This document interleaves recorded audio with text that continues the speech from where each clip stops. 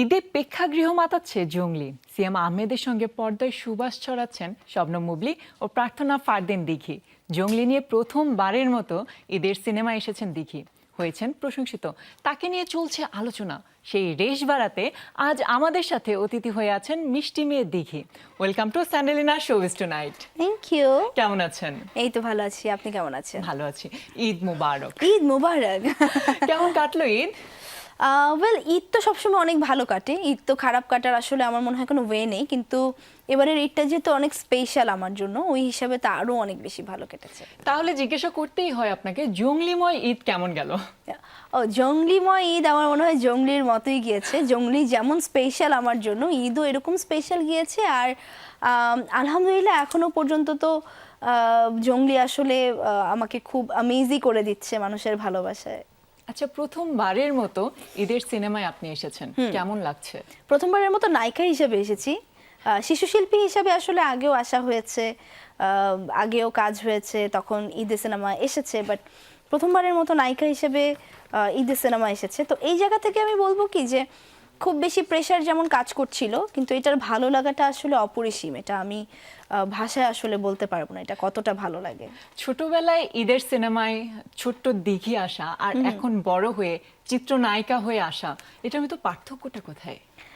এইটার ভিতরে পার্থক্য, শিশু শিল্পী ছিলাম তখন আসলে শিশু ক্যারেক্টার করেছি, আমার সাথে একজন নায়ক নায়িকা থাকতো। এখন আমার সিনেমায় শিশু শিল্পী থাকে, আমি নায়িকা, আরেকজন নায়কের সাথে অ্যাক্টিং করি। আমার মনে হয় এইটাই পার্থক্য।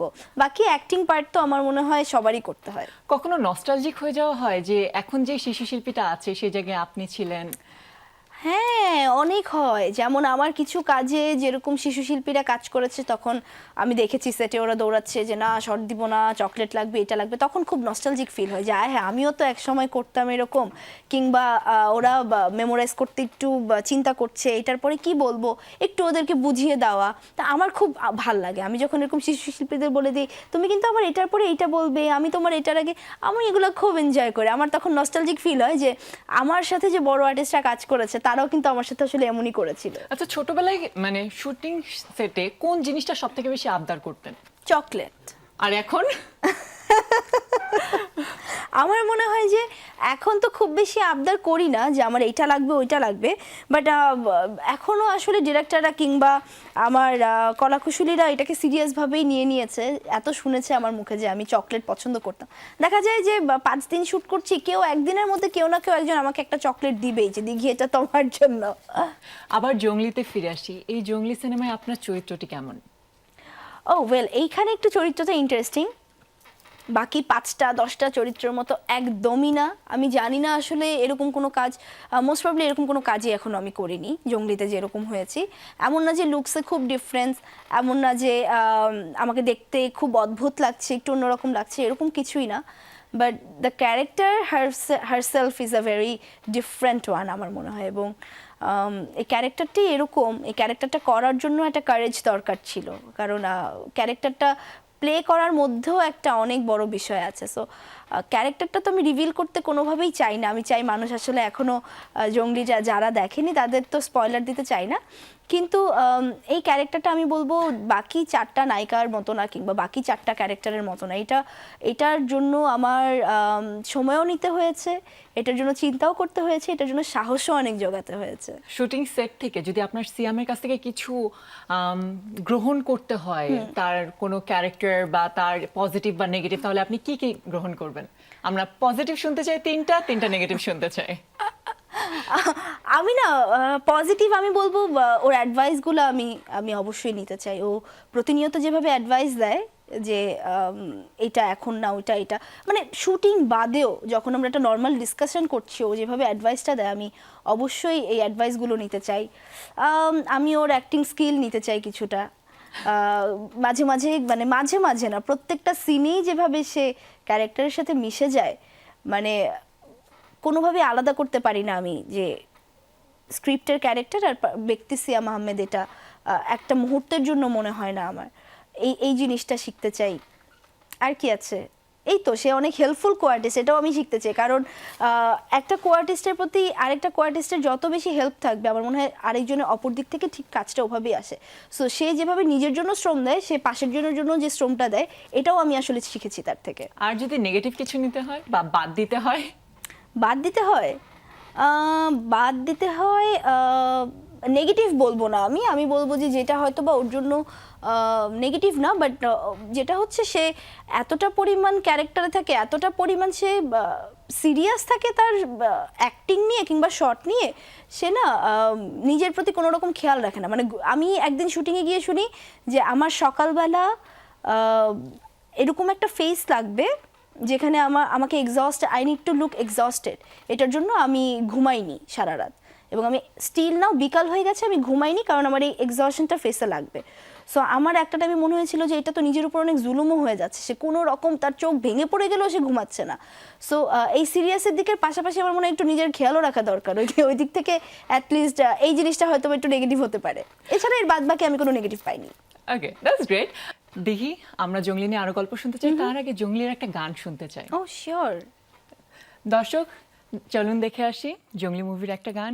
আকাশটা তোমার মতো ভুবন ভাঙানো হাসি দিয়ে বলছে যেন ভালোটাই ভালো মতো বাসি। উদাসী মন আমার ইচ্ছে ডানায় ওরে, যদি বলো মিথ্যে হলে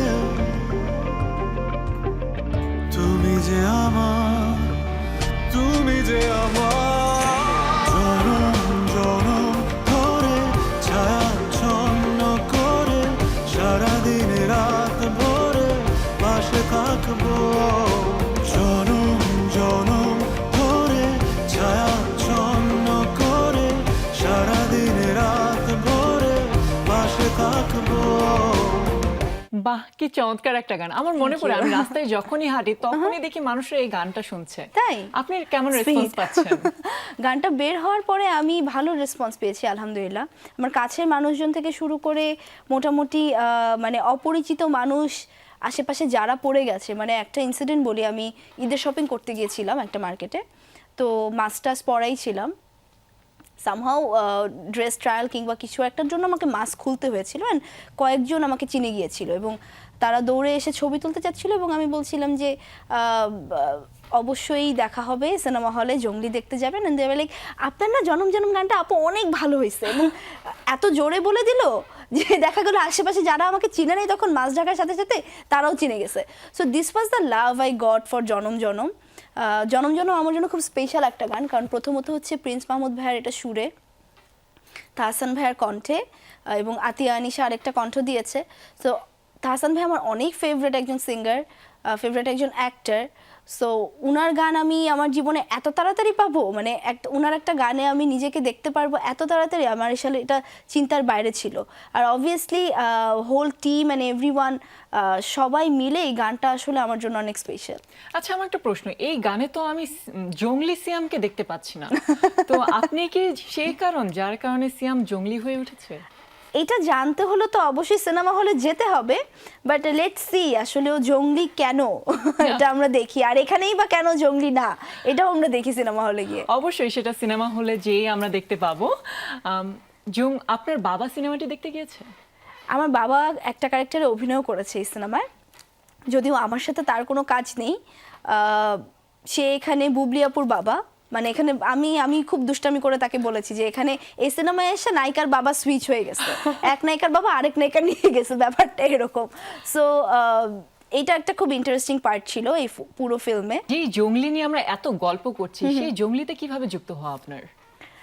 জঙ্গলিতে যুক্ত হওয়াটা খুব সাডেন, এমন না যে অনেক ঘটা করে অনেক সময় লাগিয়ে, মানে অনেক সাডেন ব্যাপারটা। আমাদের এক্সিকিউটিভ ফোন দিল আমাকে একদিন, মেজবা ভাইয়া ফোন দিয়ে বললো, দেখ এরকম এরকম একটা কাজ আছে, কি করবি তোকে আমরা নিতে চাই, একদিন একটু আয় আমরা কথা বলি অফিসে। তো আমি একটা শুটিং করছিলাম, আর একটা ওয়েব ফিল্মের শুটিং ছিল আমার। হুট করেই রাহিম ভাই আমাকে ফোন দিল, তখন বাজে রাত 12:30 একটা। এটা লাস্ট ইয়ারের রোজার কথা বলছি আমি। সো লাস্ট ইয়ারের রোজার কথা। তো বললো কোথায় আসো? তা বললাম শুটিংয়ে ভাইয়া। আচ্ছা আসো সেহেরি করি আর জঙ্গলির গল্পটা বলি। তা বললাম ভাইয়া সেহেরি যে করবো আমি তো জানি না শুটিং শেষ হবে কখন। বলে হ্যাঁ তুমি শেষ করো, শেষ করে আসো ফোন দাও। আমরা সেহেরিও করলাম, সেহেরি করতে করতে গল্পটাও বললাম। তা বললাম আচ্ছা ঠিক আছে। তো আমরা সেহেরি করতে গেলাম, ওখানে আমাদের টিমের অনেকে ছিল। আমরা দেখলাম যে ওখানে আমাদের চিফ এডি ছিল, আমাদের লাইন প্রডিউসার ছিল, আমাদের প্রডিউসার এন্ড থেকে মানুষজন ছিল, সিয়াম ছিল, রাহিম ছিল, রাহিম ভাই ছিল। সো সবাই বসে আমরা সেহেরি করলাম, গল্প শুনলাম, অ্যান্ড দে অ্যাপ্রোচড মি, এটাতে আমরা চাই কি হতে পারে এখন। তো বললাম ভাইয়া আমি তো মাত্র শুনলাম, let me discuss it with my dad, আমি একটু বাবার সাথে কথা বলি এটা নিয়ে। আমি আসলে কনফিউজড, এই জন্য আমি যদি কনফিউশন না থাকতো আমি এখনই তোমাকে একটা অ্যান্সার দিতে পারতাম, আমি একটু কনফিউজ, আমি একটু বাবার সাথে কথা বলতে চাই। তো আমি বাসায় গেলাম, বাসায় গিয়ে তখন সেহরির টাইম অলরেডি শেষ প্রায়। বাসায় গিয়ে আমি বাবার সাথে কথা বললাম, বাবা আমি কী করতে পারি? তো বাবা শুনে বললো যে you should go for it, তোমার জন্য হয়তো বা এটা একটা নতুন ক্যারেক্টার, তুমি একটু নিজেকে অন্যরকম করে তুলে ধরতে পারবে, একটু করেই দেখো না কেমন লাগে, একটু এক্সপেরিমেন্টও করলাম। তো একটু শুয়ে শুয়ে ভাবলাম, পরের দিন আবার রাহিম ভাইয়া ফোন দিল, তো বললাম ভাইয়া কী করা উচিত? তো রাহিম ভাইয়া বললো কাজটা করা উচিত। আচ্ছা আচ্ছা চলো। এই ছোট ছোট করে আসলে মানে পথ চলা আমাদের শুরু, এবং তারপরে শুটিং সেটে যাওয়া, এবং একাধিকবার আমাদের রিহার্সাল হয়েছে, আমরা স্ক্রিপ্ট রিডিং করেছি, যার জন্য হয়েছে কি আমরা খুব বেশি মানে টিমটাতে ইনভলভ ছিলাম, আমরা সবাই একজন একজনের সাথে এতটাই ইনভলভ ছিলাম যে আমাদের শুটিং সেটে গিয়ে ফিল হচ্ছিল আমাদের অনেক দিনের মনে হয় কাজ হয়ে গেছে আগে, আবার আমরা কাজ করছি, মানে কোনোভাবেই মনে হচ্ছিল না যে ডিরেক্টরটা নতুন, নায়কটা নতুন, ডিওপিটা নতুন, প্রত্যেকটা পার্সন যে নতুন এই সেটে আমার, এটা আমার কখনোই ফিল হয়নি। জঙ্গলির মতো বয়ফ্রেন্ড পেয়েছেন রিয়েল লাইফে? না, তবে রণবীরকে তাহলে? বাস্তবে তো এখনো রণবীর পাইনি, বাট আমি প্রিটি শিওর বাস্তবে কোনো রণবীর পাবো না, যাকে পাবো তার নাম হবে, কারণ রণবীর কাপুর তো একটাই, আমি যাকে পাবো তাকে আমি রণবীর চিন্তাও করতে চাই না। বিয়ের চিন্তা ভাবনা আছে? নট ইয়েট, এখন তো না। এখনো কি অনেক ছোট? এখন অনেক ছোট, এখন আসলে অবশ্যই ছোট এখনো নিজেকে মনে করি, আর বিয়ের মতো বড়ও মনে করি না। তার থেকে বড় আমার মনে হয় যে অনেক কাজ করা বাকি, অনেক পথ চলা বাকি, পড়াশোনা শেষ করতে হবে, অনেক কাজ করতে হবে, ভালো ভালো কাজ উপহার দিতে হবে, নিজেকে একটা মানে ভালো প্রতিষ্ঠিত জায়গায় নিয়ে তারপরে আমি এই চিন্তাগুলো করতে চাই। তো ভালোবাসার মানুষটাও কিন্তু এই পথ চলার সঙ্গী হতে পারে, যেমন আপনার বাবা। অবশ্যই হতে পারে। বাবা তো আসলে যেই সাপোর্টটা দেয় আমার মনে হয় না এই সাপোর্টটা অন্য জায়গা থেকে আসবে। সো ইটস বেটার আমি এখন এরকম কিছু চুজ না করি যেটা আবার আমার এই পথ চলা অফও করতে পারে, কারণ এটা তো 50-50 চান্স থাকে। যদিও এখন আপনার চিন্তা ভাবনা নেই, কিন্তু ভালোবাসার সংজ্ঞা কি আপনার কাছে? বিশ্বাস, একটা মানুষকে বিশ্বাস করা, কিংবা ভালোবাসার সংজ্ঞা আমার মনে হয় যে যাকে আমি বিশ্বাস করতে পারবো এবং যার উপর আমি রিলাই করতে পারবো খুব ইজিলি, মানে পুরোটা দিয়েই রিলাই করতে পারবো, চোখ বুঝে বিশ্বাস যেটাকে বলে, ওইটাই ভালোবাসা। আবার কাজের কথা যদি আমরা ফিরে যাই, নতুন কি কি কাজ আসছে আপনার? নতুন কাজ একটা ওয়েব ফিল্ম করা আছে, ওইটা মোস্ট প্রবলি খুব শীঘ্রই রিলিজ হবে।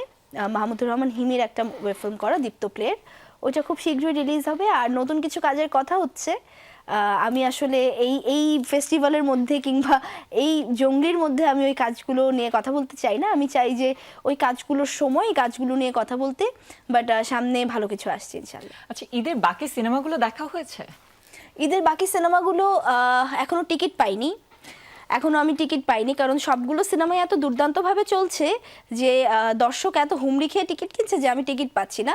বাট আমার এটা অভ্যাস, আমি প্রতি ঈদে সবগুলো সিনেমা দেখি, মানে আমার সিনেমা থাকুক আর না থাকুক আমি কিন্তু প্রতিটা ঈদেই সিনেমা দেখি, কারণ আমার কাছে মনে হয় সিনেমা দেখা একটা অনেক বড় এন্টারটেনমেন্ট আমার কাছে, এবং আমার ঈদ অনেক বেশি বেটার করে দেয়। হয়তো আমি ঈদের দিন দেখতে পারি না, বাট আমি কিন্তু পরের দিন থেকে টিকিট খোঁজা শুরু করি, এবং আমি টিকিট না পাওয়া পর্যন্ত আমি হালও ছাড়ি না। ইনফ্যাক্ট দেখা যায় অনেক সময় এই সিনেমার ডিরেক্টরকে ফোন দিয়ে ফেলি যে ভাই আমি টিকিট পাচ্ছি না, আমাকে কোনোভাবে একটু দেন, আমি দেখতে যাবো। আপনার কি মনে হয় বাংলাদেশের সিনেমা ইন্ডাস্ট্রি ঘুরে দাঁড়াচ্ছে? হোপফুলি ইয়েস, অবশ্যই ঘুরে দাঁড়াচ্ছে, এবং মানে এখনো এইবার ঈদে যেভাবে চমক দিল সবাই, একটা সিনেমাও তো চোখ ফেরানোর মতো না, মানে কেউ কোনো সিনেমা নিয়ে কিন্তু কথা বলতে পারছেই না। সো এইভাবে যদি আমরা চিন্তা করে যাই, প্রতি বছর অন্তত যদি আমরা এভাবে সিনেমা পেয়ে যাই, কিংবা শুধু ফেস্টিভ্যাল না, ফেস্টিভ্যাল ছাড়াও যদি আমরা এরকম ভালো মানের সিনেমা প্রতিনিয়ত পেতে থাকি, আমার মনে হয় মানুষ তো হলে আসতে বাধ্য। অবশ্যই। আমরা যদি আবার জঙ্গলিতে ফিরে যাই, আপনার কি মনে হয় জঙ্গলি কতটা ব্যবসা সফল হবে? ব্যবসা সফলের দিকটা আমি আসলে জানি না, কিংবা ওইটা আসলে আমি মাথায় খুব একটা রাখিনি এখনো পর্যন্ত, কিন্তু এতটুকু বলতে পারি জঙ্গলি অনেক ভালোবাসা পাবে। মানে জঙ্গলি এমন একটা সিনেমা যে আমি আমার ফ্যামিলি নিয়ে ইজিলি বসে দেখতে পারবো। এটা একটা গো টু ফিল্ম হতে পারে আমার। এটা আমার একটা মানে থাকে না যে ফেভারিট ফিল্মের তালিকায় যেটা যে জিনিসটা আমরা রাখি যে এই ফিল্মটা একটা ফেভারিট ফিল্ম হতে পারে, কমফোর্ট ফিল্ম হতে পারে, এরকম একটা সিনেমা আসলে জঙ্গলি। এবং অনেক দিন হয়তো আমরা মিস করেছি যে ফ্যামিলি নিয়ে সিনেমা দেখা, ফ্যামিলি পাশে বসে থাকলে একটা ফিলিং হওয়া যে ওই গল্পটার সাথে আমি আমার ফ্যামিলির সাথে কিছু জিনিস রিলেট করতে পারি, কিংবা মা বাবা পাশে বসে আছে তারা জিনিসটা এনজয় করছে, আমরা একটা ফ্যামিলি ভাইব যেটা, এটা অনেক দিন হয়তো বা আমাদের মধ্যে হয় না। জঙ্গলি এই ফিলটা সবাইকে দিবে, আই এম প্রিটি শিওর। জঙ্গলি নিয়ে আপনি দর্শকদের উদ্দেশ্যে কি বলবেন? দর্শকের উদ্দেশ্যে বলতে চাই যে আপনারা তো সবসময় ভালোবাসা দিয়ে থাকেন, অনেক সাপোর্ট দিয়ে থাকেন, যার জন্য আজকে আমি এখানে আপনাদের জন্য এত ভালো ভালো কাজ দিয়ে যাচ্ছি, আপনাদের পাশে থাকতে পারি সবসময়। এবং আমি চাই আরও অসংখ্য ভালো কাজ দিতে আপনাদেরকে, আমি অসংখ্য ভালো ভালো কাজ আপনাদের জন্যই করতে চাই। সো আমি চাই এবারের ভালোবাসাটা হোক জঙ্গলি দেখে, আপনারা এবারের ভালোবাসাটা প্রকাশ করেন হলে গিয়ে জঙ্গলি দেখে, পরিবার নিয়ে যান, প্রিয়জন নিয়ে যান, সবাইকে নিয়ে গিয়ে জঙ্গলি দেখুন। শুধু জঙ্গলি না, আমি বলবো প্রত্যেকটা সিনেমা অনেক পরিশ্রম করে বানানো হয়েছে, প্রত্যেকটা সিনেমাই দেখুন, জঙ্গলিটা এর তালিকায় থাকুক এবং আমাদের ফিডব্যাক জানান, আমাকে ফিডব্যাক জানান আমি কেমন করেছি। আমি অধীর আগ্রহে জানতে বসে আছি যে আসলে আপনাদের কেমন লেগেছে জঙ্গলি। আর অনেক অনেক ভালোবাসা চাই আপনাদের। ধন্যবাদ, ঈদ মুবারক। দর্শক সবাইকে আমন্ত্রণ জানাচ্ছি জঙ্গলি দেখার জন্য। আলোচনা করুন, সমালোচনা করুন, সেভাবেই আমরা চাই আমাদের সিনেমা ইন্ডাস্ট্রি ঘুরে দাঁড়াক। অসংখ্য ধন্যবাদ আমাদের সাথে থাকার জন্য। আবার দেখা হবে নতুন কোনো এপিসোডে নতুন কোনো তারকাকে নিয়ে। ততক্ষণ পর্যন্ত ভালো থাকুন, সুস্থ থাকুন আর দেখতে থাকুন যমুনা টেলিভিশন। শুভরাত্রি।